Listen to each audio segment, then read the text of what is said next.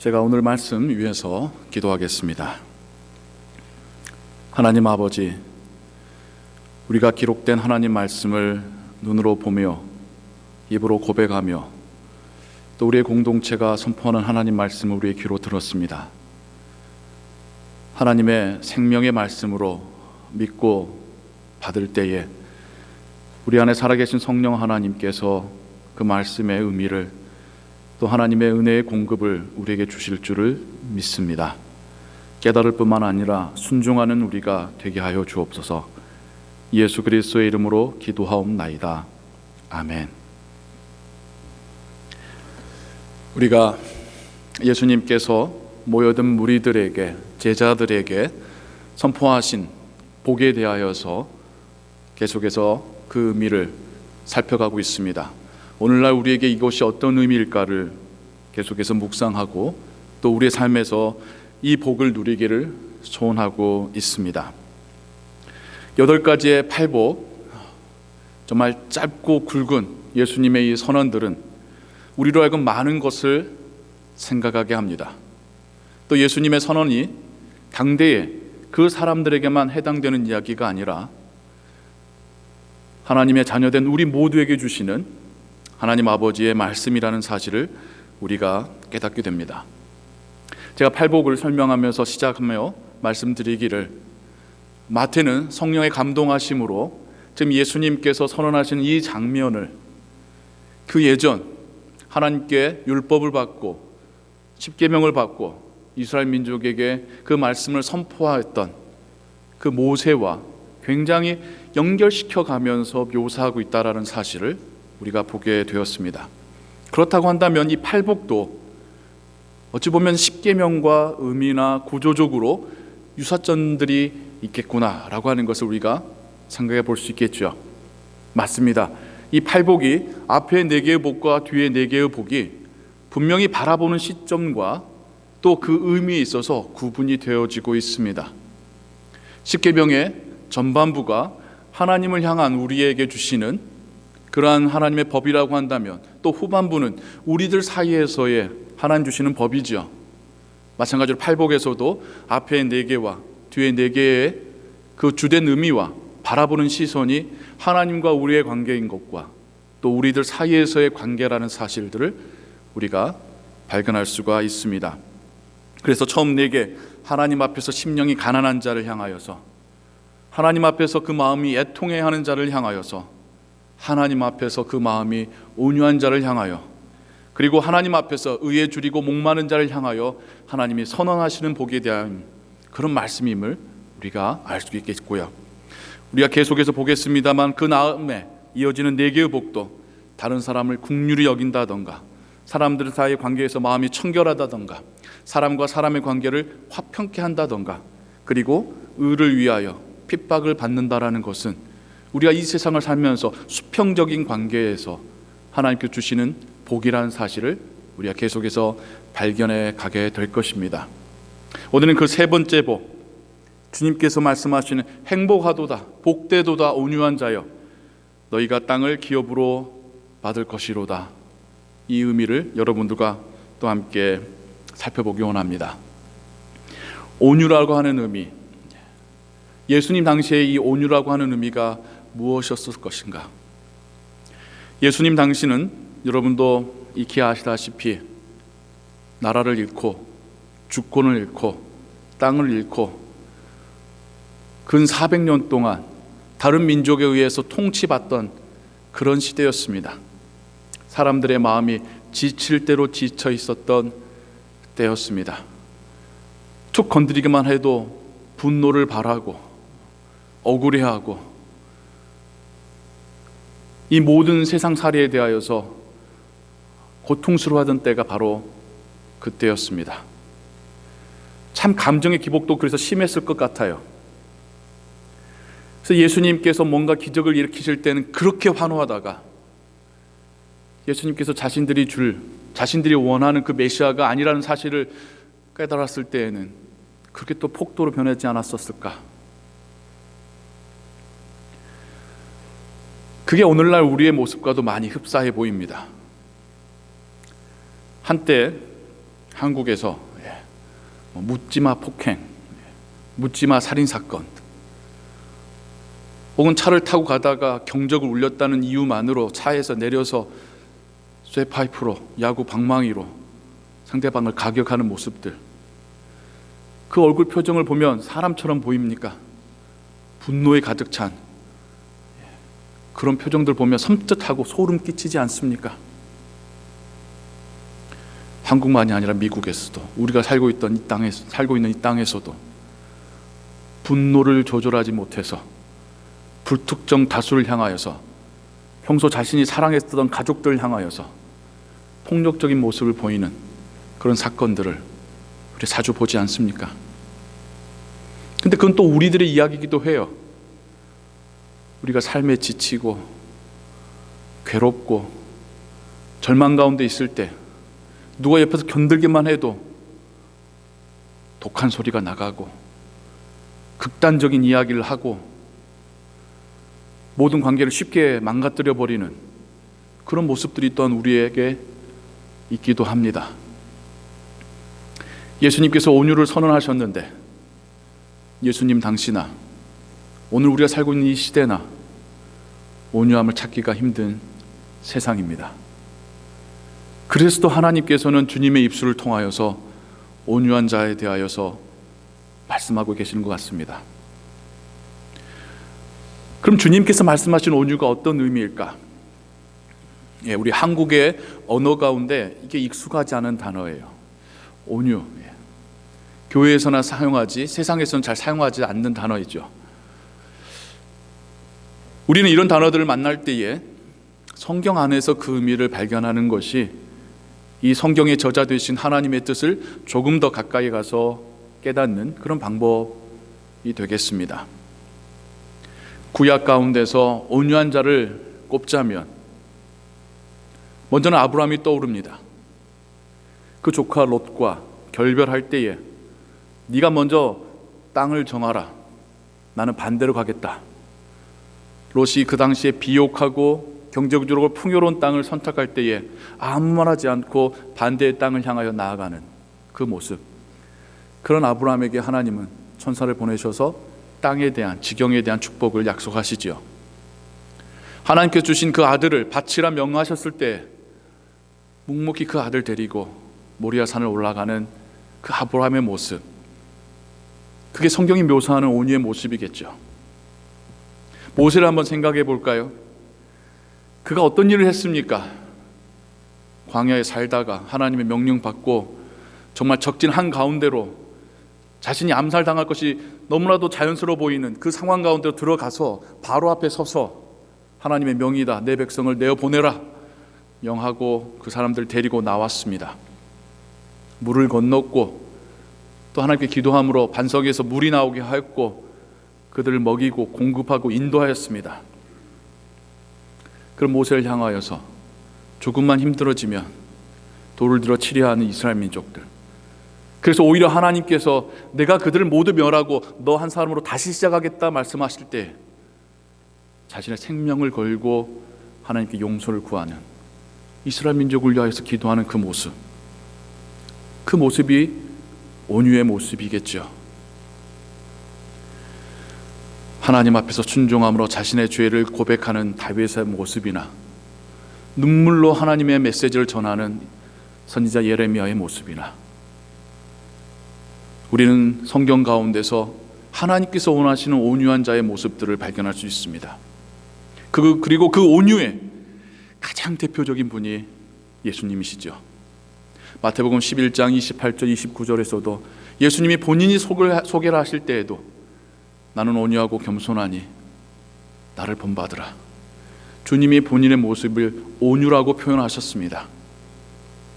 하나님께서 인도하신 그 길이 십자가의 길임을 알매도 불구하고 어찌 보면 그 당시에 초인적인 하나님의 능력을 가졌음에도 불구하고 자기를 위해서 쓰는 것이 아니라, 자신 앞에 놓여진 이 쓴 잔을 피하는 것으로 쓰는 것이 아니라 묵묵히 그 길을 끝까지 가서 십자가를 지시는 그 모습이 온유라고 성경은 우리에게 말씀하고 있습니다. 그렇게 우리가 온유라는 단어의 의미를 생각하자면 엄청난 부담감이 우리에게 찾아오죠. 그럼 나는 온유 못하겠는데, 나는 온유하면서 살 수 없겠는데. 온유는 내가 할 수 있다고 해서 하는 것도 아니지만 하나님께서 우리를 인도해 가시면서 우리로 온유하게 하신다라는 것이 또한 우리의 믿음의 고백이길 소원합니다. 성화라는 단어 아시죠? 하나님께서 우리 인생 가운데 동행하시며 우리의 모난 성격들을 다듬어 가시며 우리로 하여금 조금 더 예수님을 닮아가게 하시는 그런 모습들, 그 모습이 바로 하나님께서 우리를 온유하게 만들어 가시는 성숙의 모습이겠습니다. 온유는 우리가 할 수 없는 것이지만 우리가 또한 선택하는 게 아닙니다. 나에게 찾아오셔서 나를 구원하신 하나님께서 나를 데려가시면서 우리의 모습이 주님의 모습 닮게 하시는 것, 그게 바로 온유입니다. 온유에 대해서 조금 더 설명드리자면요, 우리 사람을 지정의로 많이 이해하고 분석하고 설명하지 않습니까? 온유라는 단어를 지적인 의미로 이해하자면 어떤 내면의 강함입니다. 약한 것을 온유함으로 오해하지 마십시오.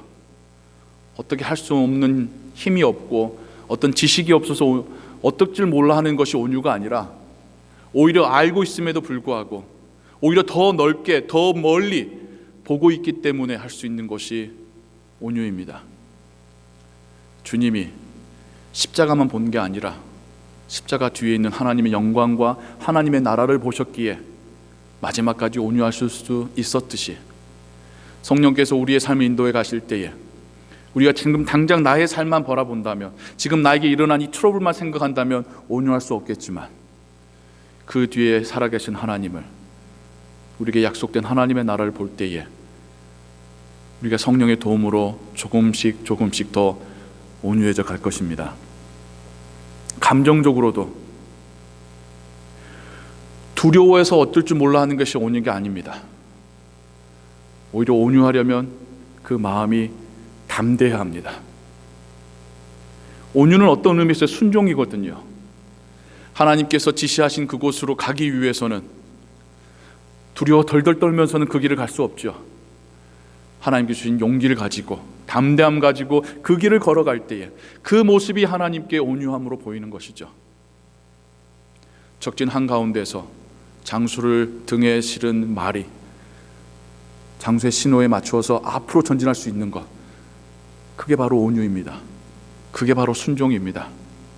이 세상 가운데 하나님께서 우리에게 원하시는 온유는 또한 그러한 온유입니다. 나의 감정대로 분내고 내가 원하는 길로 무작정 달려가는 그런 삶이 아니라, 하나님의 나라를 바라보며 나의 인생 전체를 하나님께 올려드리며 하나님께서 인도하신 그 길을 두벅두벅 걸어가는 것, 그것이 하나님께서 찾으시는 온유한 자의 모습이겠죠. 온유는 또한 게으른 모습이 아닙니다. 게을러서 하기 싫어해서 퍼져 있는 것이 온유가 아닙니다. 오히려 부지런히 성실하게 주인이 맡기신 일을 감당하는 그 모습이 온유의 모습입니다. 예수님께서 행하셨던 그 삶의 모습, 시간이 되는 대로 기도하며 그에게 찾아오시는 그 사람들을 사랑으로 맞아주시고 말씀 전하시고 그들을 죄와 사망의 속박으로부터 풀어주셨던 그 사역의 모습이 하나님께서 오늘날 우리에게 찾으시는 온유의 모습입니다. 내가 그렇게 해보겠다가 아니라 성령께서 우리를 그 모습으로 인도해 가고 계십니다. 그러기에 우리는 하나님의 나라를 경험하며 사는 것이죠. 그러기에 우리는 주님도 복되도다 선언하셨던 그 삶을 사는 것이죠.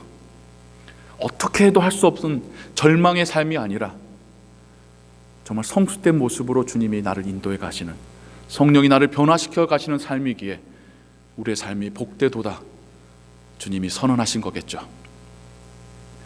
그러면서 계속해서 그러면 이런 사람들에게 하나님 주시는 복이 땅을 기업으로 받게 하신다라고 하는 그 의미를 한번 생각해 보기를 원합니다. 땅이 뭘까요? 있는 그대로, 원어에서도 그대로 우리가 알고 있는 이 땅을 말합니다. 그런 분은 안 계시겠지만, 그러면 넓은 부동산을 갖게 된단 말인가 오해하실 수 있겠네요. 다시 팔복의 그림으로 돌아가 볼까요?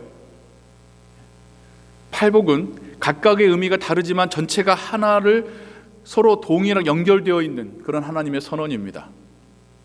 그 시작에서부터도 심령이 가난한 자는 복이 있나니 저들이 천국을 받을 것이며 라고 하셨죠. 팔복의 마지막에 가서도 의를 위하여 핍박받는 자들을 향하여서 천국이 저희의 것이며 라고 선언하십니다. 천국으로부터 시작해서 천국으로 마치는 것이 팔복의 복들입니다. 그리고 그 사이에 그 천국을 누리는 사람들의 모습이 어떤 모습인지를 담고 있는 것이죠. 그렇다고 한다면 지금 예수님께서 선언하시는 이 땅을 기업으로 받는다는 의미도 하나님 나라의 관점으로 이해하는 것이 올바른 이해일 것입니다. 먼저는 기업이라는 단어 자체가 오늘날 한국에서 쓰는 단어가 기업하면 컴퍼니를 생각합니다. 엔터프라이즈를 생각합니다. 근데 이거는 한자로 더 우리가 알고 있는 단어로 바꾸자면 유업에 가깝습니다.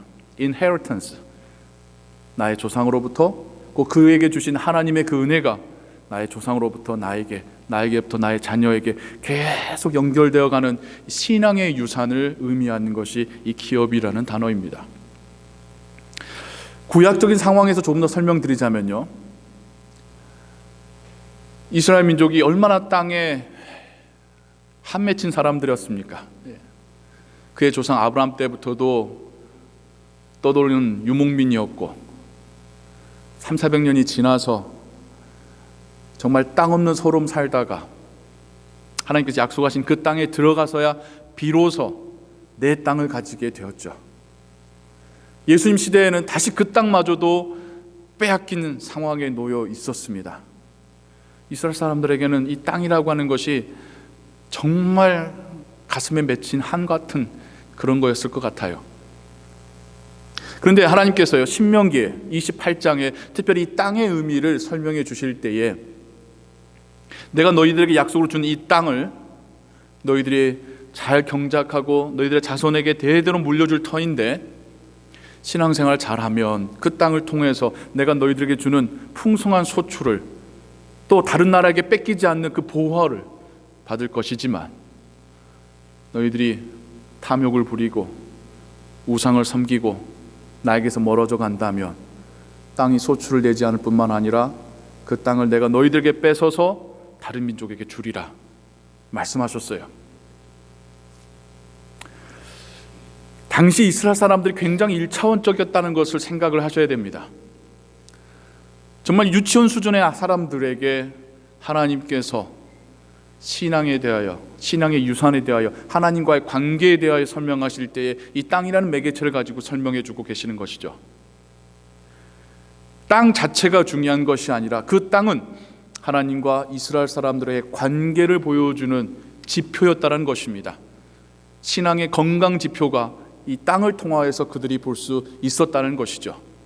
땅을 통하여 그들이 하나님을 잘 섬기고 있었는지, 하나님의 그 나라를 이루어가고 있는지를, 아니면 우상을 섬기며 세상을 닮아가고 있는지를 하나님은 땅을 통하여서 말씀하고 보여주셨다라는 것이죠. 땅은 하나님과 하나님의 백성 사이의 그 관계를 보여주는 지표였습니다. 지금 예수님께서도 말씀하실 때에도 결국 하나님과 우리의 관계라고 하는 의미로서의 땅의 의미를 생각해 보게 됩니다. 즉 온유함으로 순종하며 하나님이 인도해 가신 그 삶을 함께 따라가며 변화되어가는 그 사람을 향하여 하나님은 영적인 의미의 땅을 약속하고 계십니다. 하나님과의 두터운 신뢰의 관계, 하나님께서 열매 맺게 하시는 그 삶, 더 나아가서 하나님께서 주신 그 땅의 지경이 이제 나만의 것이 아니라 이웃과의 관계에서 넓어져 가는 그런 의미로서의 땅을 주신다라고 우리는 해석할 수가 있습니다. 그렇습니다. 다시 예수님의 이 말씀을 쉽게 요약하자면 하나님 말씀에 대한 분명한 지식과 하나님께서 보여주신 사명의 길을 깨닫고 용기 있게 걸어가는 그에게 하나님과의 깊은 신뢰의 관계, 하나님이 살아계심에 대한 분명한 경험들, 그리고 그 하나님께서 맡기신 그 사명이 열매 맺게 하신 그 은혜들을 누리게 하신다라고 하는 그 의미로 우리는 주님의 말씀을 깨달을 수 있겠습니다. 성도님 여러분, 참 온유하기 힘든 시대를 우리가 살아가고 있습니다. 그래도 우리가 그리스도인인 이유는 우리 안에 주님께 살아계시고 그 주님께서 우리에게 약속하신 하나님의 나라를 우리가 믿고 소망하기 때문이지 않습니까? 답답한 일이 많고 정말 분노가 치밀어 오를 그럴 일들이 많지만 이 상황 속에서 우리가 더 주님의 모습 닮아가며 살아가길 원합니다. 이 세상에 마음을 두는 것이 아니라 하나님의 나라를 믿고 바라보고 때로는 힘든 길로 하나님께서 우리를 인도하실 때에도 주님 믿고 한 걸음 한 걸음 나아가실 때에 우리는 우리의 속사람이 변하는 그런 복을 체험하게 될 것입니다. 우리는 우리 곁에 주님이 함께 우리와 걸어가시는 것을 경험하게 될 것입니다. 우리는 어느새 내 모습이 예전 같지 않고 조금 더 성숙되어져 있는 모습을 발견하게 될 것입니다.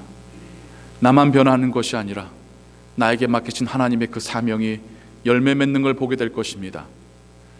나만이 아니라 나와 함께 살아가고 나와 함께 만나 교제하는 그 사람들에게 나를 통하여서 선한 영향력이 껴쳐져 가는 것을 보게 될 것입니다. 그런 인생을 살아가고 어느 순간 그런 인생임을 깨닫게 되었을 때에 그때 우리가 하나님 앞에서 나의 인생이 정말로 복됩니다라고 고백하며 또 그 길을 계속해서 용기 있게 걸어가게 될 줄을 믿습니다. 주님과 함께 걸어가시며 주님 모습 닮아가시며 하나님과의 깊은 관계 속에 살아가시며 주변 사람들에게 선한 영향력 끼치는 그런 복된 인생 되시기를 주님의 이름으로 축원합니다. 기도하겠습니다.